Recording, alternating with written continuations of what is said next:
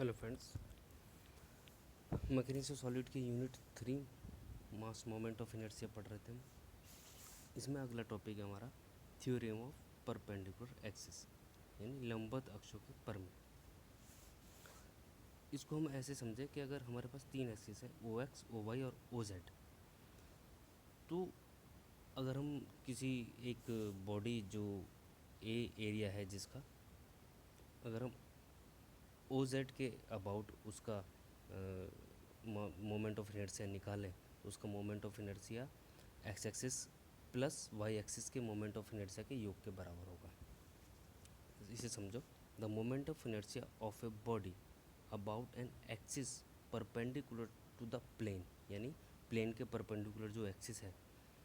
उसके अबाउट उसका जो मोमेंट ऑफ इनर्शिया है, हमने माना यहाँ ओ जेड जो हमारी एक्सिस है वो प्लेन के परपेंडिकुलर है, is the sum of moment of inertia of two perpendicular axis, यानी जो दो परपेंडिकुलर दूसरी जो एक्सिस है जो ओ एक्स और ओ वाई है वो इंटरसेक्ट कर रही है पॉइंट ओ पर axis through the same point in the plane of the object. ठीक, तो जैसे ये एक हमने ए एरिया का कोई बॉडी ले ली जिसमें एलिमेंट्री एरिया, एक कोई एलिमेंट्री मास का एरिया ले लिया डी ए, जो एक्स एक्सिस से वाई दूरी पर है, वाई एक्सिस से एक्स दूरी पर है और ओ से उसकी दूरी आर है। अगर हम इसे देखें तो एक राइट एंगल ट्राइंगल सा बन गया। और हम जानते हैं कि राइट एंगल ट्राइंगल की एक प्रॉपर्टी है जिसमें r square is equal to x square plus y square होगा। ठीक है, अगर हम इस एलिमेंट्री एरिया का एक्स एक्सिस के अबाउट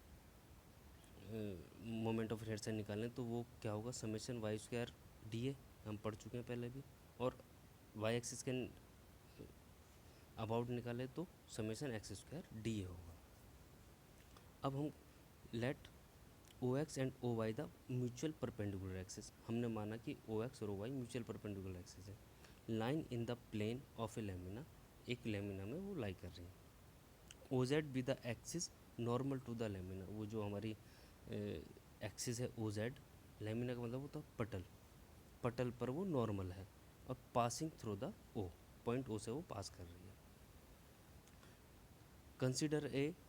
एलिमेंट्री कंपोनेंट, हमने एक एलिमेंट्री कंपोनेंट कंसिडर कर लिया जिसका एरिया डी ए है और जो आर दूरी पर है। अब इस डायग्राम से हम देखेंगे वही राइट एंगल ट्राइंगल से r square equal to x square y square,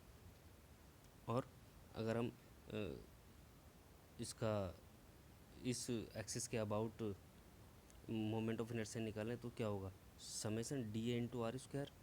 अब इस सेकेंड वाले इक्वेशन में आर की वैल्यू रख दो, आर की वैल्यू क्या है, x square plus y square. तो अब